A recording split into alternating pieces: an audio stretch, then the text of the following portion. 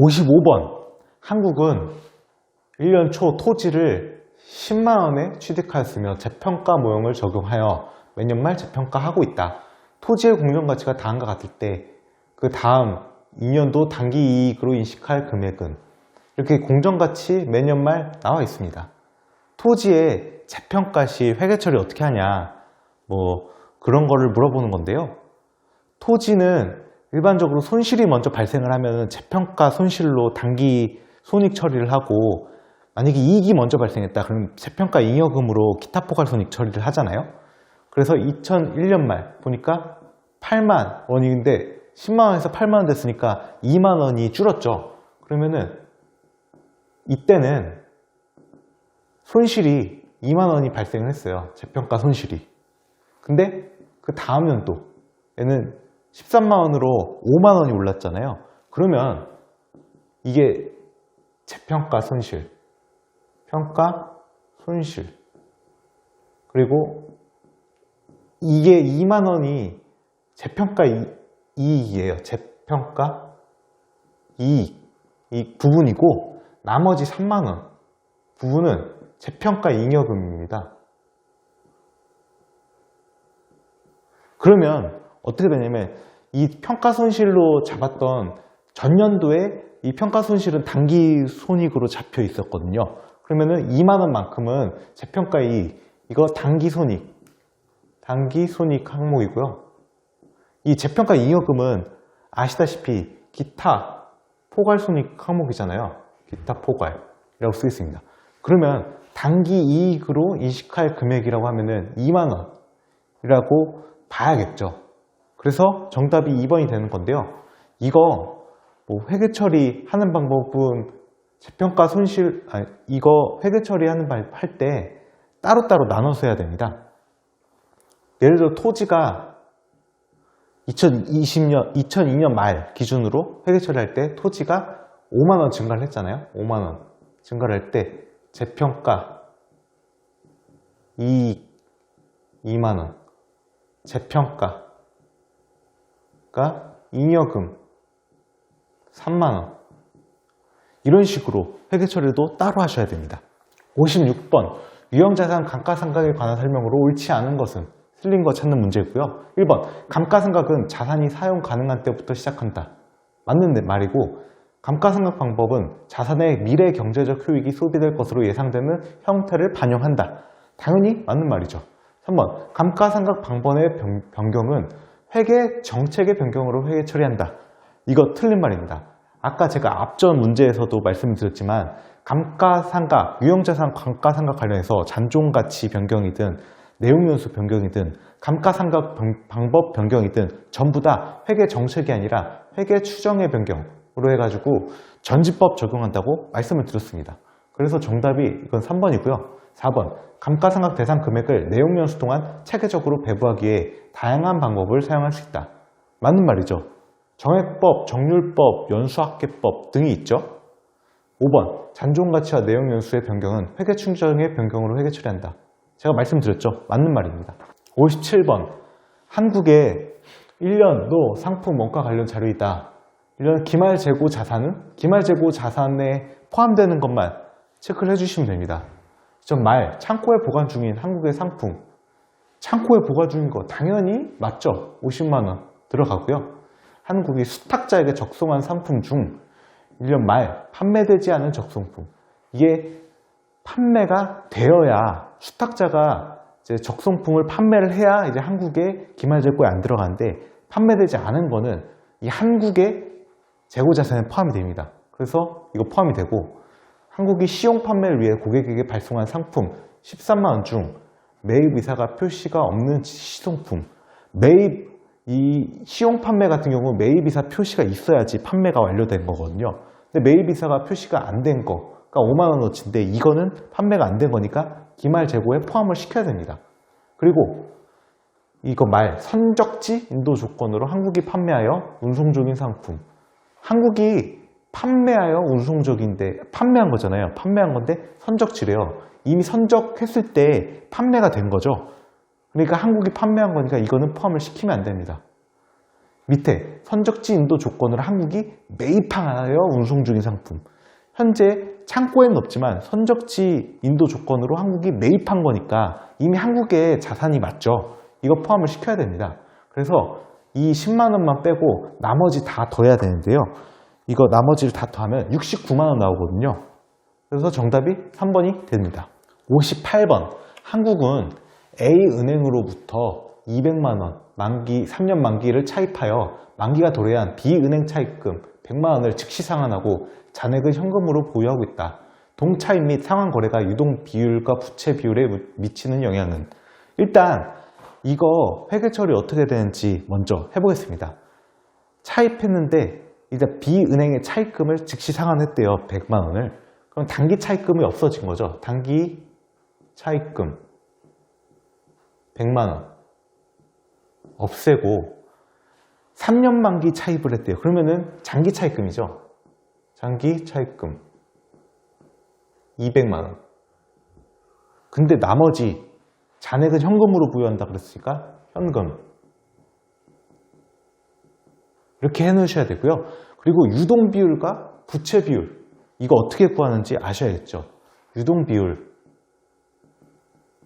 이거는 사실 암기사항입니다.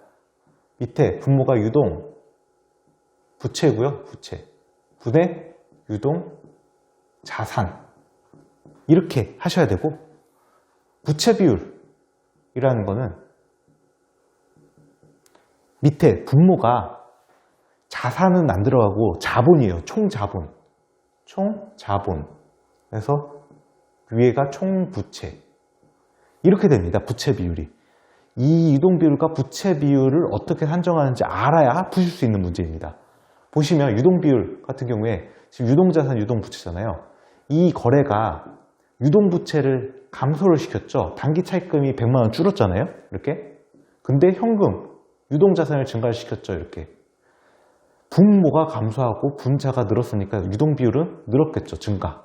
유동비율 증가. 그리고 부채비율이면 총부채. 총부채는 장기 차입금이 200만 원. 그러니까 비유동은 200만 원이 증가했고 유동 부채는 100만 원 감소를 하였잖아요. 그러면 총부채는 100만 원 증가를 했죠. 근데 총자본. 자본은 변동이 없죠. 이거는 부채하고 자산 사이드에서 변동이 있는 거지 자본은 변동이 없잖아요. 자본 변동은 0입니다. 그래서 부채 비율은 당연히 증가를 하겠죠. 분자만 증가를 했으니까. 둘 다 증가니까 찾아보면 정답은 1번이 됩니다. 59번. 상품 관련 자료를 이용하여 계산한 매출액은? 매출액 구하는 건데요. 지금 기초재고, 기말재고, 단기매입, 매출 총이익률 이렇게만 나왔잖아요. 그러면 이건 어떻게 구하셔야 되냐면 매출 원가를 먼저 구한 다음에 매출 총이익률 이 자료를 가지고 역산을 해서 매출액을 구하셔야 됩니다. 먼저 매출 원가를 구해보도록 하겠습니다. 이게 기초재고 플러스 단기매입 매입은 매출 원가 더하기 기말재고잖아요. 기말재고 이 산식이 항상 통용이 되는데요. 이렇게 하고 그대로 숫자를 넣어보면 단기 매입 42,000원 그리고 매출 원가는 X로 넣겠습니다. 기말재고 나와있죠? 8,000원 그러면 X는 39,000원이죠? 그런 다음에 매출 총이익률을 이용해 가지고 구해야 되는데요. 어떻게 구하냐면 매출액을 X로 놓겠습니다.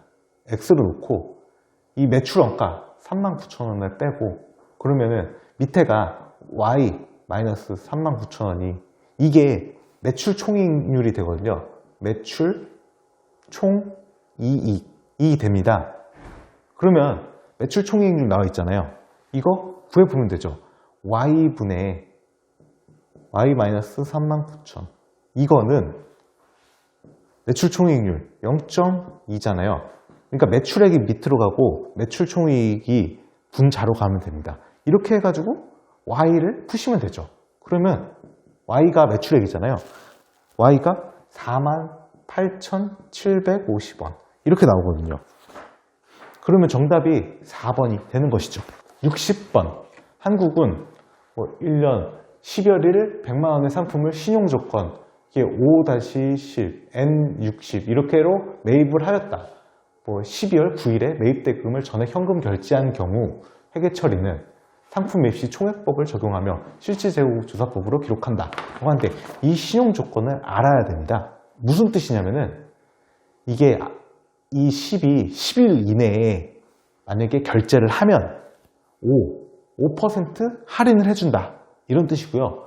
이 뒤에 60은 모든 거래는, 그러니까 결제는 60일 이내에 완료를 해야 된다. 이런 조건이거든요. 그걸 아셔야 이 문제를 풀 수가 있어요. 이 신용 조건을 아셔야.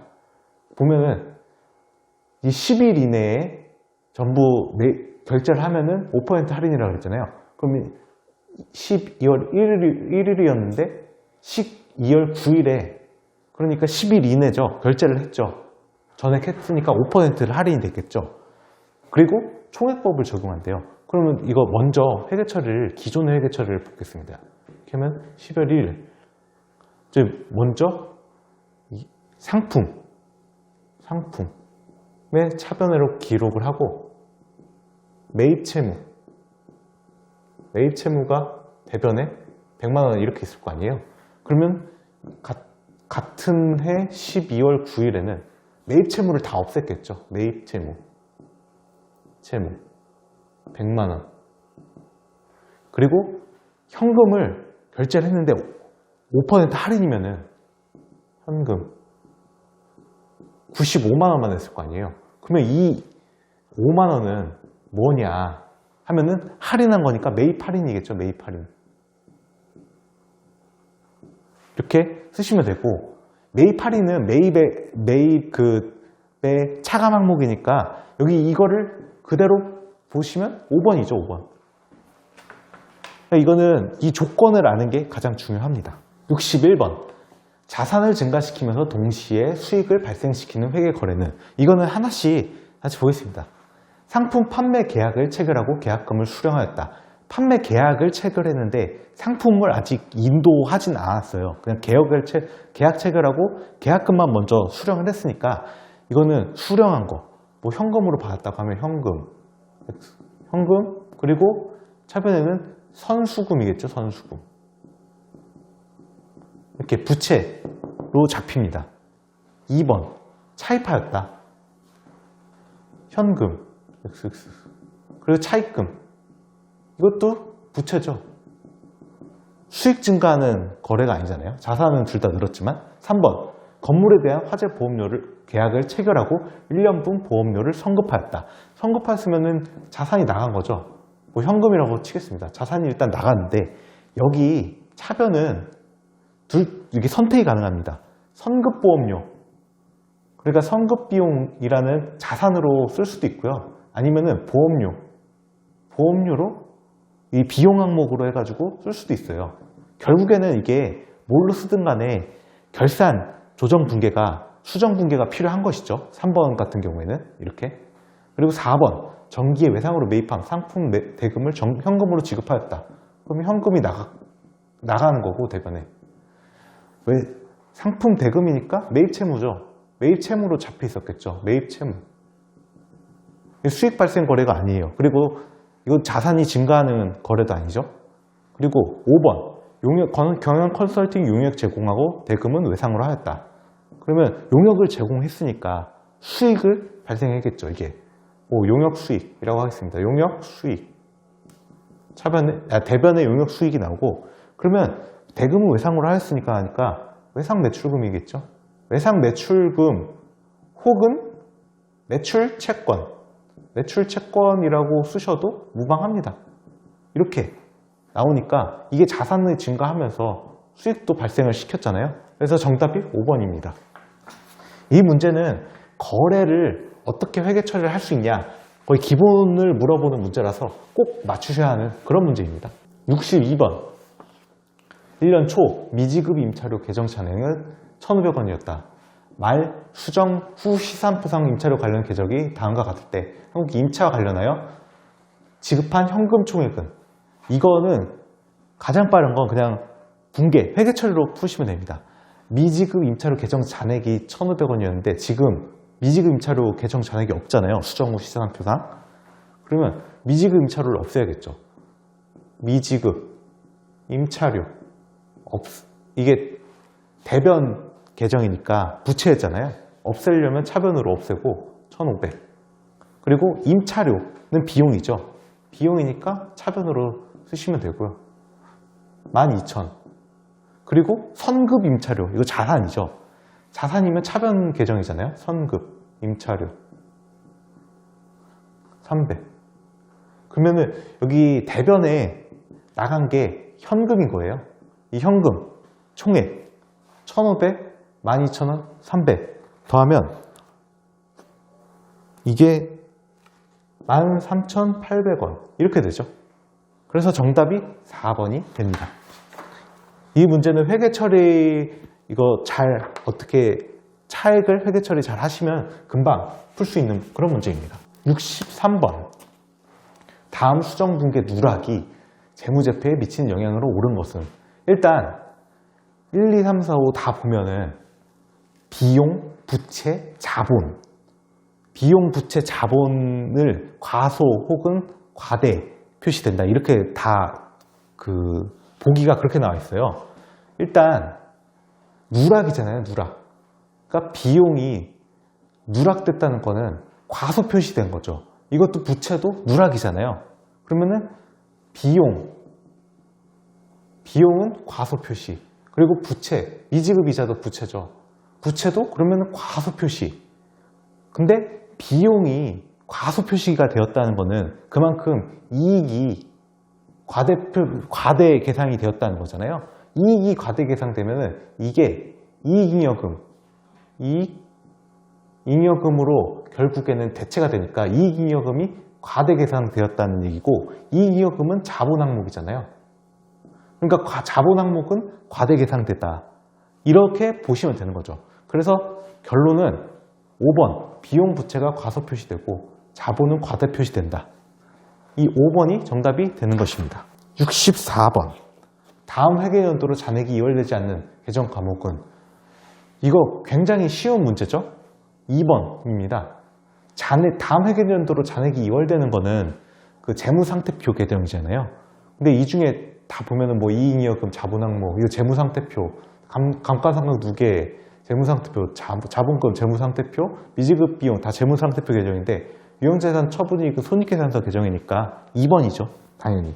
65번. 1년 초 임대 목적으로 건물 취득원가 100만원, 내용수 10년, 잔존가치 10만원, 정액법 상각 이렇게 돼 있는데 취득하여 공정가치 모형을 적용하였다. 12월 31일 건물의 공정가치가 100만원일 경우 당기순이익에 미치는 영향은? 이거는 투자부동산의 공정가치 모형을 물어보는 건데요. 투자부동산 임대 목적이잖아요. 임대 목적이면은 유형자산으로 보지 않고 임대 목적 혹은 시세 차익을 목적으로 취득한 그런 부동산이다. 그러면 투자부동산으로 보셔야 돼요. 유형자산이 아니고. 투자부동산의 공정가치 모형은 감가상각을 하지 않습니다. 만약에 이게 원가 모형이다 라고 나와 있으면 감가상각을 해야 되는데 공정가치 모형이라고 나와 있잖아요. 그러니까 이거 내용연수 잔존가치, 정액법 상가 이거 다 필요 없는 자료인 것이죠. 어떻게 보면 함정인 것이죠. 그냥 그대로 100만 원이잖아요. 그리고 기말에도 100만 원이잖아요. 그대로. 감가상각 안 했으니까. 그러니까 평가손익 발생도 안 하고 감가상각비 발생도 안 하고 하니까 정답이 1번이죠. 66번. 1년 1월 1일 사채 액면금액 10만 원이고 3년 만기 일시 상환 발행하고 상각부 원가로 측정하였다. 액면 이자는 연 5%로 매년 말 지급 조건이며 발행 당시 유효이자율은 연 8%이다. 그리고 3년도 1월 1일 사채를 액면 금액으로 조기 상환하였을 경우 사채 상환 손익은 첫째 자리에서 반올림 한다고 나와 있습니다. 이거 그림 그려서 푸는 게 가장 쉽죠. 그림을 그리겠습니다. 이게 이때고 저기 3년도 1월 1일 그리고 이거는 만기가 3년이니까 이때가 만기죠. 그럼 만기에 10만 원이고 5%가 액면이자니까 5천 원씩이죠. 5천 원씩. 그리고 이거를 현재 가치로 할인을 해줍니다. 할인을 할 때 여기 뭐 5%, 8% 뭐 이런 식으로 나와 있잖아요. 액면 이자는 5%가 이미 여기서 반영이 됐죠. 5천 원. 그러니까 유효이자율법으로 생각할 때는 이 유효이자율 8%로 생각을 하는데요. 그러면 이 단일 금액의 현재 가치는 이 8%, 실점 0.7938 이걸 써야 되고 정상연금의 현재 가치는 2.577인데 이 정상연금이라는 거는 이 5,000원은 계속 5,000원, 5,000원, 5,000원 이렇게 나오잖아요. 여기 5,000원에는 2.577을 적용을 해야 되고 단일 10만 원은 딱 그 마지막에 한 번만 발생을 하니까 여기에다가 0.7938을 적용을 하는 겁니다. 그래서 이게 뭐 해보겠습니다. 0.7938 그리고 5,000원 곱하기 2.5771 하면은 이 1월 1일의 잔액이 92,266원이에요. 그러면 92266 해가지고 유효이자율법 생각을 해보겠습니다. 여기다가 8%를 곱하는 거예요. 8%라고 했죠, 유효이자율. 그러면 7,381원이고 이 5,000원 액면이자 5,000원이죠. 이 차이가 2,381이잖아요. 유효이자율법으로 생각을 하면서 이 장부가액이 점점 10만 원의 액면가액에 가까워지는 겁니다. 이게 할인해서 발행을 했으니까. 그러면은 2,381 그거를 92,266에다 더하면은 94647원이죠. 그리고 한 번 더 합니다. 여기다가 94647 여기다가 8%를 하면은 7,572원이 되고 이 액면이자는 그대로 5,000원이죠. 그러면 이 차액이 2,572원이에요. 2,572원에다가 94647 이거를 더하면 97219원이 됩니다. 이게 장부가액이에요. 장부가액. 북밸류 제가 장부가라고 말씀을 드렸죠. 근데 상환액이 액면 금액으로 조기 상환하였다고 했잖아요. 그럼 상환액은 액면 금액 10만 원인데 장부가액은 97,219원인데 더 많은 돈을 주고 이제 상환을 했잖아요. 조기 상환을. 사채 상환 손실이 발생을 하는 거죠. 더 많은 돈을 그 채권자한테 주고 갖고 오니까 더 조금 많은 장부가액을 갖고 온 거니까 이 차액이 얼마가 되냐면 2,781원인데 이게 손실이 나는 거예요. 사채 상환 손실. 2,781원. 잘 찾아보시면 여기 있죠? 2번. 그래서 정답이 2번이 정답입니다. 사채의 전형적인 문제니까 유효이자율법 생각하시는 법 꼭 아셔야 됩니다. 67번.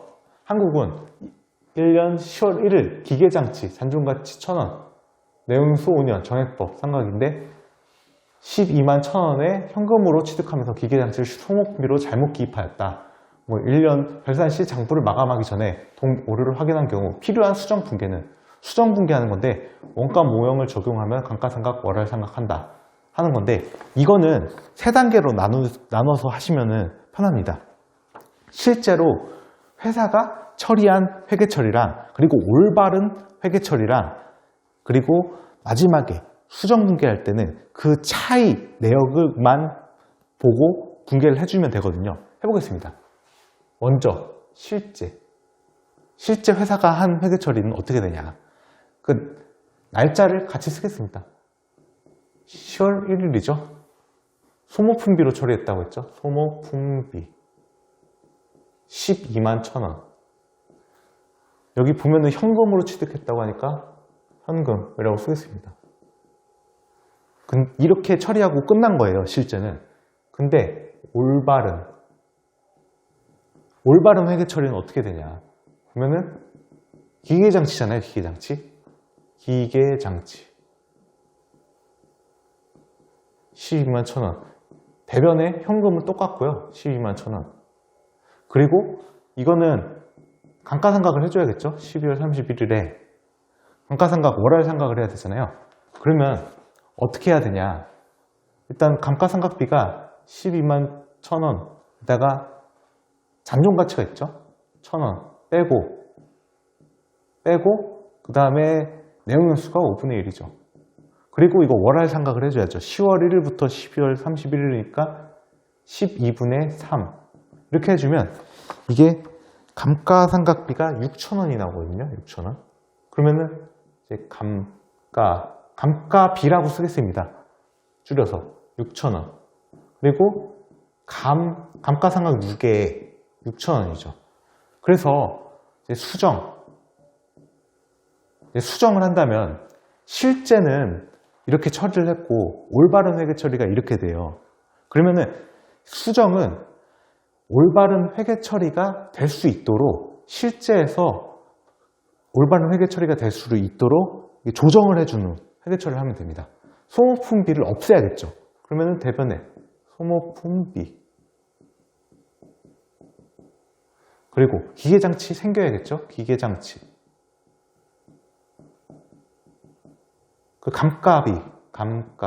감가비는 해주고 여기다가 감가상각 누계 6,000원 이렇게 해주면 됩니다. 그래서 이렇게 해주는 게 정답인데요. 이거 잘 보시면은 어디 있냐 보면은 여기 있죠. 4번. 그래서 정답이 4번이 되는 것이죠. 회계 오류 수정 문제 같은 경우에는 이렇게 스텝 밟아가면서 하시는 게 좋습니다. 68번. 과거 사건의 결과로 현재 의무가 존재하는 부채로서 충당부채 인식 요건에 해당하는 것은 이것은 충당부채 인식 요건을 암기하셔야 되는데요. 충당부채 인식 요건은 과거 사건의 결과로 현재 의무가 존재하는 부채이면서 다 조건이 엔드 조건이에요. 세 가지 조건이 만족을 해야 됩니다. 이거에다가 경제적 효익이 있는 자원의 유출 가능성이 높아야 돼요. 이거 엔드 조건이고 또 금액의 추정 가능성이 신뢰성 있게 추정 가능해야 됩니다. 다 엔드 조건이에요. 그래서 기억이에요. 정답이. 기억은 1번이죠. 69번. 한국의 2001년도 재무제표 자료이다. 2001년도 당기순이익이 50만 원일 때 현금으로 표상 간접법으로 산출한 영업활동 현금 흐름은 뭐 이런 거 어려워할 수도 있는데 차근차근 하나씩 해보도록 하겠습니다. 원래 영업활동 현금 흐름 같은 경우에는 당기순이익 그래서 당기순이익이 50만 원이에요. 만약에 해보겠습니다. 당기순이익 여기다가 더하고 차감하고 해야 될 거 먼저 비용 항목은 더해줘야 되는데 아무거나 더하는 게 아니라 현금의 유출이 실제로 일어나지 않는 비용 같은 경우에는 더해줘야 됩니다. 그러면은 감가상각비 13만원 현금 유출이 일어나지 않는 비용이죠. 감가상각비 일단 더해줍니다. 13만원. 그래서 사채 상환 손실은 사채를 상환하면서 뭐 현금을 유출이 되지 않냐 하고 하는데 현금 유출이 있더라도 영업활동과 관련 없는 재무활동 혹은 투자활동과 관련된 손실 같은 경우에도 더해줘야 됩니다. 만약에 이익이 났으면 차감해줘야 됩니다. 사채 상환 손실은 재무활동이에요. 재무활동 현금 흐르니까 영업활동이 아닌 다른 활동에서 나온 손실이죠. 그럼 더해줘야죠. 상환 손실 4만원. 그리고 이 매출채권, 재고자산, 단기차입금은 재무상태표 계정이 바뀌는 거잖아요. 재무상태표 계정의 변동은 어떤 식으로 처리를 하시냐면은 영업활동과 관련이 있는 거를 고려를 하셔야 됩니다. 단기차입금 감소, 이거는 고려를 할 필요가 없어요. 이거 재무활동이잖아요. 그러면 매출채권 증가하고 재고자산 감소인데 매출채권의 증가는 일단 매체 증가라고 쓰겠습니다. 증가는 어떻게 보셔야 되냐면 이거는 회계처리를 떠올리시면 돼요. 매출채권이 만약에 증가를 했잖아요. 그럼 이쪽에 대변이 증가를 하죠. 매체라고 쓰겠습니다. 증가분이 14만 원이에요. 그러면 상대 계정이 여기 현금 흐름표 하실 때는 상대 계정이 이게 현금이 나갔다고 이렇게 보는 거예요. 그래서 이게 현금이 유출이 14만 원이 나가는 거잖아요. 그럼 이거는 14만 원 빼주는 거고 재고자산은 감소했대요. 재고 감소인데, 재고는 영업활동과 관련이 있는데 이것도 회계처리를 떠올리시는 거예요. 직접 이렇게 쓰는 게 아니라 머리로 떠올리시면 됩니다. 재고가 이쪽으로 대변으로 빠지잖아요. 12만 원. 그러면 이제 차변에 현금이 들어왔다고 가정을 하는 거죠. 이 현금 흐름표 하실 때는 이런 식으로 하는 게 가장 좋습니다. 그럼 현금이 유입된 거니까 더해줘야죠. 12만 원. 그리고 제가 단기 차입금은 영업활동과 관련이 없는 재무상태표 계정의 변동이니까 고려를 안 한다고 했죠. 이렇게 하시면 됩니다. 이게 영업활동 현금 흐름이에요. 이거 계산을 해보면 정답이 65만 원 나오거든요. 그래서 4번이 정답이 되는 것입니다. 이 현금 흐름표 같은 경우에는 비용 수익을 어떤 식으로 가감하고 자산 부채는 어떤 식으로 가감하는지 그게 나눠서 이해 플러스 암기를 하실 필요가 있습니다.